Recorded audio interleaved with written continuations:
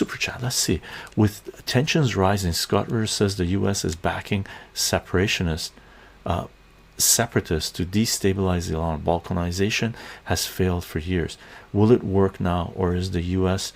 in for I think the U.S. is in a rude awakening, and I've been watching Scott Ritter's take. Robert, I've been watching Scott Ritter's take on Iran. I think he is 100% wrong, because he's saying Iran's going to be destroyed. Iran needs to bend the knee to the United States. Iran needs to do what Trump says they need to do and stuff like this. Scott Ritter is rightfully so afraid of war expanding, but Scott Ritter does not understand. He knows it, but he's not willing to accept it, that the United States has broken every promise that it's made to almost all of their allies. Take Ukraine, and adversaries. Take Ukraine, take the deals they made with Russia, not expanding NATO 1 inch east, to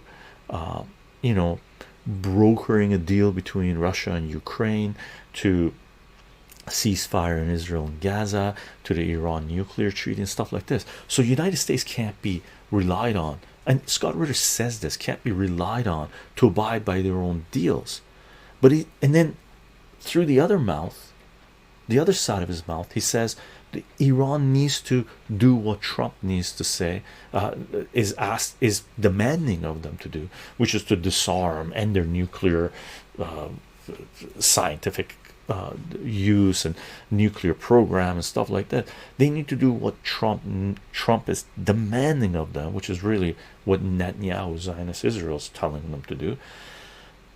Because if Iran doesn't abide by Trump demands, then Trump is going to start a war and is going to destroy Iran and annihilate Iran, and Iran is just going to kill Iran, and just all this fear porn, right? Well, Scott, in one side of your mouth, you're saying you can't trust the United States to abide by any of their deals, but on the other side of your mouth, Scott Ritter is saying Iran has to abide by Trump's demands, otherwise Iran's going to be destroyed. That's a bully, right? That's a bully that's sort of proven themselves that even when you give them your lunch money, they'll still punch you in the face, right? So Iran should not abide by Trump's Zionist Israel's demands, and should stand their ground, because as we've said before, as I've said before, the best way to deal with a bully is to stand your ground. You might take the hit, but you'll help others from not falling under the tyranny of these bullies, right? And I think Scott Ritter is completely wrong on his take on what's going to happen if the United States and Israel, on behest of Israel, attack Iran. Scott Ritter continues to say Iran will be annihilated, Iranians will die, it will be death and destruction everywhere. But he doesn't come out and say, oh, Israel will also be destroyed, so will the United States. Okay, if the United States economically gets destroyed, it's destroyed, and it will economically be destroyed, right?